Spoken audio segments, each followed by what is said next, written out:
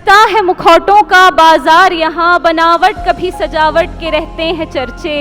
है अब मासूमियत के कदरदान कहाँ, है अब मासूमियत के कदरदान कहाँ। लाओ साजिशें नहीं अगर यहाँ बिकना हो अगरचे। मान ली मैंने हर बात तुम्हारी, बस यही एक हुक्म बजा ला ना सका। फासले मुझसे बनाए न गए, रस्म फिराक मैं निभा न सका।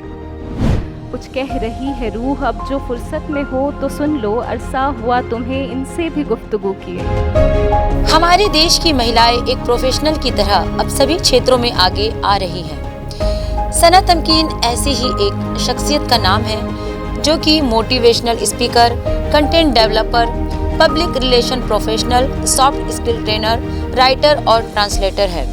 और इससे अलग सना तमकीन की एक पहचान है कि वो शायरा है और वे मंच से अपनी शायरी भी पढ़ती हैं। सोशल मीडिया में सक्रिय रहने वाली सना यूथ में काफ़ी लोकप्रिय है। तो आइए जानते हैं हमारे वुमेन वेडनेसडे प्रोग्राम में सना तमकीन के बारे में। बहुमुखी प्रतिभा की धनी है वो, हर मुश्किल का हल रखती हैं। इनकी क्या तारीफ करे, रंग जमा देती हैं वो जिस महफिल में कदम रखती है। बिल्कुल दोस्तों, आज हम बात करेंगे हमारे वुमेन वेडनेसडे प्रोग्राम में ऐसी ही बहुमुखी प्रतिभा की धनी सना तमकीन के साथ। तो आइए दोस्तों, बातों का सिलसिला शुरू करते हैं सना तमकीन के साथ।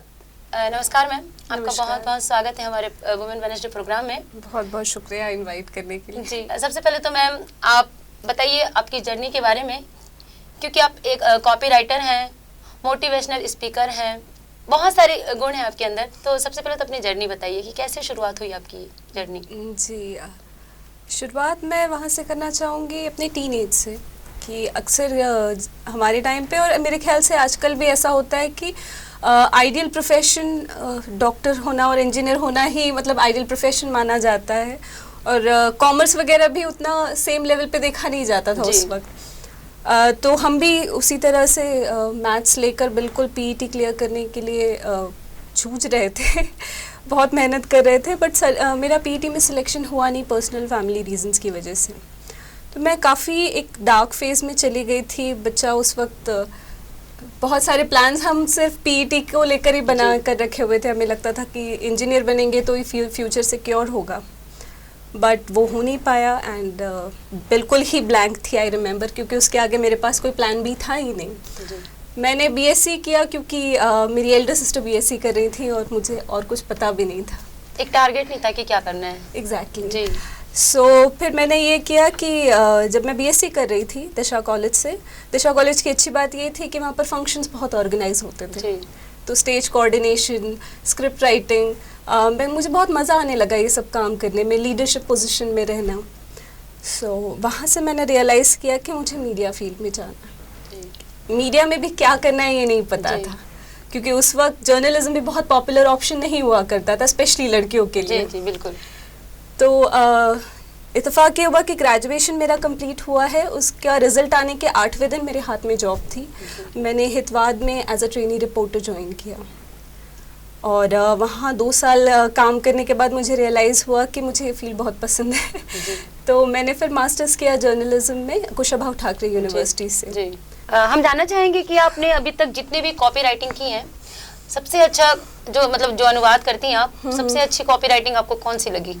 मैंने अबरार मुल्तानी साहब की एक बुक ट्रांसलेट की थी। 2 बुक्स ट्रांसलेट की थी। एक बुक थी डिप्रेशन के ऊपर और एक बुक थी रिलेशनशिप इश्यूज़ के ऊपर। तो बहुत अच्छा एक्सपीरियंस था वो, क्योंकि वो बुक हिंदी में थी और मैं क्योंकि एज अ काउंसलर काम करती हूँ, पीयर सपोर्ट एक प्रॉपर वर्ड है उसके लिए, कि जो भी हमारे आसपास लोग एक बुरे वक्त से गुज़र रहे हैं, एक इमोशनल दौर से गुज़र रहे हैं और वो चाहते हैं कि कोई उनकी बात सुने, तो हम ऐसे लोगों को फ्री लिसनिंग सेशन प्रोवाइड करते हैं और उस दौरान थोड़ी बहुत काउंसलिंग भी करते हैं। तो ऑलरेडी मैं उस एक्सपीरियंस से गुजर ही रही थी कि ऐसे लोगों से मिलना, उनके एक्सपीरियंस को समझना। और फिर जब ये बुक मेरे हाथ में आई ट्रांसलेशन के लिए, बहुत अच्छा इंजॉयबल प्रोजेक्ट था मेरे लिए वो, कि मैं और गहराइयाँ समझ पाई। और डॉक्टर मुल्तानी सब्जेक्ट पे अच्छी पकड़ रखते हैं, तो मैंने उस अनुवाद के दौरान मैंने खुद भी बहुत कुछ सीखा। जी बिल्कुल। हम जानना चाहेंगे कि आप पिंकथॉन जो है इवेंट। जी इवेंट, उसकी आप एम्बेसडर भी रही हैं। जी। तो इसका अनुभव कैसा रहा और इसकी शुरुआत कैसी हुई? पिंकथॉन और टेडेक्स जो है ना, मैंने साथ में वो दोनों इवेंट्स मैनेज जी, किए जी। थे। इत्तेफाक से एज ए को-ऑर्गेनाइजर मैंने कमिट कर दिया था टेडेक्स पंडरी के लिए, और उसी दौरान मुझे पिंकथॉन से भी इनविटेशन आया कि आप एज एन एम्बेसडर ज्वाइन करें। जी, उस वक्त शायद 8 या 10 एम्बेसडर्स थे हमारे जी। साथ। पिंकथॉन की ब्यूटी ये थी कि नॉर्मली हमारे जो कल्चर रहा हुआ है कि ना, चार दीवारी में जी रहती हैं जी। औरतें, और कहीं ना कहीं सिमट के सिकुड़ के रहना जी, जी। सिखाया जाता है। ऑब्वियसली आज की जनरेशन अलग है, मगर अगर आप अपनी मम्मा को सोचें, घर की बाकी औरतों जी। को देखें, वो अभी भी उतना ही सिमट के और शर्मा के रहना ही प्रेफर करती हैं। अभी भी उनके लिए बाहर की जो दुनिया है वो बस अंदर तक ही वो सीमित है, घर की चार दीवारी। बिल्कुल। आप उनको सडनली किसी कहेंगे ने, कि हाँ। चलिए सुबह दौड़ लगा के आते जी। हैं, तो हिचकिचा जाएंगे। बिल्कुल, हाँ। लेकिन जब ये एक ऑल वुमेन मैराथन ऑर्गेनाइज किया गया, जहाँ पर इतनी सारी औरतें एक जगह जी। पे, एक ट्रैक पे आके दौड़ रही हैं, अपनी सेहत के लिए दौड़ रही हैं, कोई हिचक नहीं है वहाँ पर, कोई कॉन्शियस होने वाली जी। बात नहीं है, एंजॉय कर रही हैं, जुम्बा कर रही हैं। बहुत ही लिबरेटिंग एक्सपीरियंस था मेरे लिए, खुद के लिए भी। आपको शेर व शायरी करने का भी काफ़ी शौक है, और आप जो है बहुत ज़्यादा कंपटीशन में भी पार्टिसिपेट करती हैं, और अच्छा रहता है, मतलब अच्छा रहा जब भी आप की हैं, तो इसके बारे में हम जानना चाहेंगे। मेरी मम्मा को बचपन से गज़ल सुनने का बड़ा शौक हुआ करता था। गुलाम अली साहब, जगजीत सिंह साहब, और तो कई नाम मुझे याद भी नहीं है, लेकिन एज अ चाइल्ड हम लोग बहुत सुने हैं ऐसी गज़ल वगैरह। तो वो चीज़ ना मुझे बहुत एक्साइट करती थी। मुझे बड़ा ताज्जुब होता था कि इंसान में क्या हुनर है जी कि अपने जज्बात को इतने सलीके से, इतने प्यार से वो शब्दों में पिरो के, सजा के बिल्कुल ऐसे एक्सप्रेस किया जा सकता है। और फिर मुझे ऐसा लगा क्या मैं भी ये कर सकती हूँ। तब मैंने थोड़ी थोड़ी कोशिश चालू की 14-15 साल जी, की उम्र से, जी। और वो धीरे धीरे रिफाइन हुई। काफ़ी टाइम तक तो कबर्ड में, डायरी में, बंद पन्नों में ही पड़ी रही। नुक्कड़ टीफे जैसे आप जानते जी हैं, जी बिल्कुल। उन्होंने टी एंड टोन्स करके इवेंट शुरू किया था, जी जहाँ पे मैंने फ्रीक्वेंटली फिर उस चीज़ को अपनी लिखी नज़्म, अपनी गज़ल परफॉर्म करना चालू किया। और बस उसके बाद बस बोलते हैं ना, वो हिचक चली गई परफॉर्म करने की। जी। कॉन्फिडेंटली परफॉर्म करना शुरू ही किया था तब यहाँ पर जिफलिफ ग्रेट इंडियन लिटरेचर जी। फेस्टिवल। हम सुनना चाहेंगे कुछ चंद लाइनें, जब आपने ये कहा। हाँ जी। जी एक शेर मैंने अपने इंट्रोडक्शन के लिए लिखा था जी कि टिकता नहीं जहन में कोई ख्याल देखिए, टिकता नहीं जहन में कोई ख्याल देखिए, नूरी का हो गया है कैसा हाल देखिए। टिकता नहीं जहन में ख्याल देखिए, नूरी का हो गया है कैसा हाल देखिए।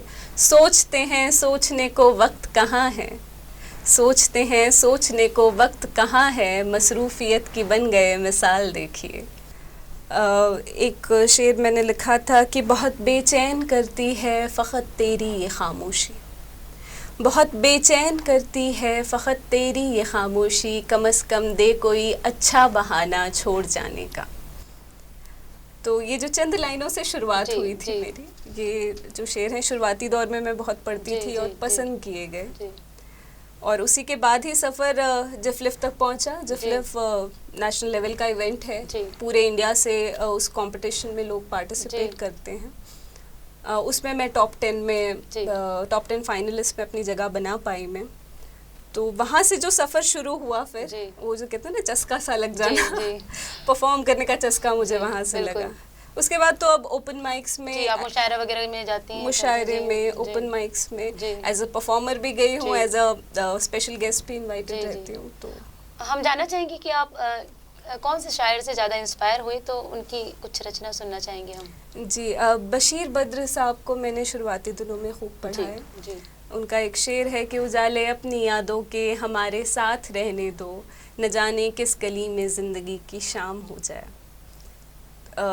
उनका एक एक लिखा एक लफ्ज़ जो है वो जी। मुझे बहुत इंस्पायर करता था, जी, जी। कि आसान लफ्ज़ों में गहरी बात कह जाना। जी बिल्कुल। आपकी पोइट्री है कच्चे पक्के जज्बात, इसकी शुरुआत कैसे हुई, इसके बारे में हम जानना चाहेंगे। कच्चे पक्के जज्बात मेरे, हाँ, पोइट्री कलेक्शन है मेरा। जी। जैसे कि मैंने बताया 15 साल की उम्र से जो कच्चा पक्का लिखा था जी, मैंने, जी, जी। वो सब कुछ एक बुक के तौर पे मैंने कंपाइल किया, जी। पुरानी डायरीज निकाल कर जी। सारे। और बहुत मन था काफ़ी वक्त से कि अपनी एक बुक होनी चाहिए। बिल्कुल। तो हम कुछ सुनना चाहेंगे उसी बुक से। अच्छा। कि दुनिया में शोर है बहुत, दुनिया में शोर है बहुत, खामोशियाँ उधार दे, आ जाए मीठी नींद सी मुझे ख्वाब बेशुमार दे। दुनिया में शोर है बहुत, खामोशियाँ उधार दे, आ जाए मीठी नींद सी मुझे ख्वाब बेशुमार दे। मैं थक चुका हूँ जाँ बहुत, मैं थक चुका हूँ जाँ बहुत, ले थाम थकन उतार दे। उलझी है जुल्फ़ और ज़िंदगी या फिर इन्हें सवार दे। ये तशनगी मिटती नहीं दुनिया की किसी लज्जत से, तू देख मेरी आँखों में दरिया कोई उतार दे। कर इश्क मेरा मुकम्मल तू फिराक को अंजाम दे, अब छोड़ ज़िद नज़दीक आ, मेरी रूह को वस्ल का जाम दे, मेरी रूह को वस्ल का जाम दे। बहुत खूब, बहुत अच्छा लगा। आपके दिल के करीब कौन सी शायरी है जो आपने खुद लिखा है? लिखी तो जैसे मैंने बोला कि पूरी किताब लिख दी हमने, तो जी। एक होता है ना, जैसे कवि के लिए तो अपनी जो कविता है वो हमेशा दिल के करीब ही होता है, लेकिन एक जो खास, अरे ये कैसे लिखा आ गया, जी, कल्पना भी हम नहीं करते। एक तो ये जो मैंने अभी पढ़ी वो, जी। फिर एक बार तुम जज्बात का तमाशा बनाओगे, फिर एक बार असल मसला नज़रअंदाज हो जाएगा। फिर एक बार हाय तौबा का हल्ला मचेगा, फिर एक बार हाय तौबा का हल्ला मचेगा। फिर एक बार मजलूमों को दबाया जाएगा, फिर एक बार की जाएगी हक की अनदेखी, फिर एक बार की जाएगी हक की अनदेखी। फिर एक बार झूठा हवाला दिया जाएगा, फिर एक बार भरी जाएंगी उनकी तिजोरियाँ, फिर एक बार भरी जाएंगी उनकी तिजोरियाँ। फिर एक बार निवाला गरीब का छिन जाएगा, फिर एक बार होगा सामने नाइंसाफ़ी का नंगा नाच, फिर एक बार होगा सामने नाइंसाफ़ी का नंगा नाच। फिर एक बार इंसाफ के तकाजे को गद्दारी कहा जाएगा, लेकिन हम खामोश रहेंगे। जी हाँ, हम खामोश रहेंगे, आखिर जो होना है वो हो जाएगा। नज़रें चुरा लेंगे हम स्याह हकीकत से, नज़रें चुरा लेंगे हम स्याह हकीकत से। सोएंगे चैन की नींद, हमारा क्या जाएगा, हमारा क्या जाएगा। वाह, बहुत खूब, बहुत अच्छा लगा। ओपन माइक और मुशायरा दोनों में फ़र्क क्या है, क्योंकि आप दोनों जगह ही जी शेर व शायरी करती हैं, तो इसमें फ़र्क क्या है? ओपन माइक्स जो है वो थोड़े से इनफॉर्मल इवेंट्स होते हैं जी। कि ओपन माइक ऑर्गेनाइज करने का जो मेन इंटेंशन होता है वो ये होता है कि लोगों को एंकरेज किया जाए कि वो लिखें और पढ़ें और आकर परफॉर्म करें, वो हिचक अपनी अंदर की निकाल दें। तो एक वो ओपन प्लेटफॉर्म होता है जहाँ पे भले ही आप पहली बार स्टेज पर चढ़ रहे हो या पुराने परफॉर्मर हो, सबको एक सेम प्लेटफॉर्म पे आने का मौका मिलता है। लेकिन मुशायरा जो है वो बहुत ही अलग एक्सपीरियंस रहा है मेरे लिए कि वहाँ के मुशायरे के आदाब अलग होते हैं। बहुत फॉर्मल इवेंट होता है, वहाँ पे सीनियर आपके शायर बैठे होते हैं जो इतने तजुर्बेकार होते हैं, और उनके सामने पढ़ना, जब मैं मुशायरे में परफॉर्म करती हूँ मैं बहुत ज़्यादा नर्वस होती हूँ क्योंकि गलती पकड़ में आने के चांसेस बहुत होते हैं। और आपके साथ जो आपके शायर परफॉर्म कर रहे होते हैं वो सब इतने मंझे हुए लोग हैं, बहुत सीखने का मौका मिलता है वहाँ पर। ओपन माइक मेरे लिए फन इवेंट होता है कि जहाँ पर मैं जाऊँ और दोस्तों से मिलूँ, और जैसे होता है ना दोस्तों की महफिल है, लेकिन मुशायरा मेरे लिए टेस्ट जैसा होता है। कैसा एक्सपीरियंस रहा जब आपके सीनियर के साथ आपको पढ़ने का मौका मिला, तो कैसा रहा उस समय आपका अनुभव? एक तरफ तो हाँ थोड़ा सा अच्छा लग रहा था कि इतने बड़े शायरों के साथ मुझे प्लेटफॉर्म शेयर करने का मौका मिल रहा है, और कहीं ना कहीं मुझे शायरा कह के इंट्रोड्यूस किया जा रहा है। वो अलग कॉन्फिडेंस देता है, आपको खुशी होती है उस बात की, लेकिन साथ में उस इंट्रोडक्शन के साथ उम्मीदें बहुत सारी आती हैं, है ना, कि आपसे एक्सपेक्ट किया जाता है कि आप एक लेवल का लिखें और उस तरह से अपने आप को परफॉर्म भी करें, एक्सप्रेस भी करें, तो काफ़ी नर्वसनेस होती है। पहली बार जब आप मुशायरा में गई तो वो कौन सी शायरी थी जिसे आपने प्रेजेंट किए, उसे हम सुनना चाहेंगे। बाज़ार वफ़ा की हालत ठीक नहीं है, बाज़ार वफ़ा की हालत ठीक नहीं है, खुलूस के सिक्कों की कीमत गिरने लगी है। बाज़ार वफ़ा की हालत ठीक नहीं है, खुलूस के सिक्कों की कीमत गिरने लगी है। लोग जज्बाती अब तो काफ़ी नुकसान सहेंगे, लोग जज्बाती अब तो काफ़ी नुकसान सहेंगे। इश्क के दाम लगता है कि अभी और गिरेंगे, इश्क के दाम लगता है कि अभी और गिरेंगे। हम अपने चैनल के माध्यम से हर वो गेस्ट से पूछते हैं कि आप कोई संदेश देना चाहती हैं उन तमाम महिलाओं को जिनके अंदर पोटेंशियल तो है लेकिन वो अपनी जो क्वालिटी है उसको बाहर नहीं ला पाती, तो आप अपने संदेश में क्या कहना चाहेंगी? मैं उन तमाम बच्चियों से, उन तमाम लड़कियों से ये कहना चाहती हूँ कि ख़ुद पे भरोसा रखिए। ऐसे कई मौके आएंगे जहाँ पर आपको लगेगा कि आप पर कोई भरोसा नहीं करता या आपके टैलेंट पे, आपके स्किल पे किसी को यकीन नहीं है, और इट्स ओके, ऐसा होता है, ऐसा कई बार होगा। लेकिन आपके अंदर, आपके दिल के अंदर वो जो धीमी सी आवाज़ है ना जो कहती है कि आप कर सकते हैं, उस आवाज़ को सुनिएगा और अपना जी जान लगा के आगे बढ़िए, क्योंकि जब आप उसके बाद जब आप पीछे मुड़ के देखेंगी ना तो आपको कोई रिग्रेट नहीं होगा। Thank you. जी बिल्कुल, थैंक यू। आपका भी बहुत बहुत धन्यवाद कि आप ऐसे निरंतर आगे बढ़ते रहे। अपने जो प्लानिंग आपने कर रखे हैं उसके साथ आपको बहुत बहुत शुभकामनाएं, और हमारे वुमेन वेडनेसडे प्रोग्राम में आने के लिए आपको बहुत बहुत धन्यवाद। Thank you so much. जी तो दोस्तों, आज हमने बात की सना तमकीन के साथ। फिर एक नए शख्सियत के साथ हम होंगे हाजिर, तब तक दीजिए इजाज़त। नमस्कार।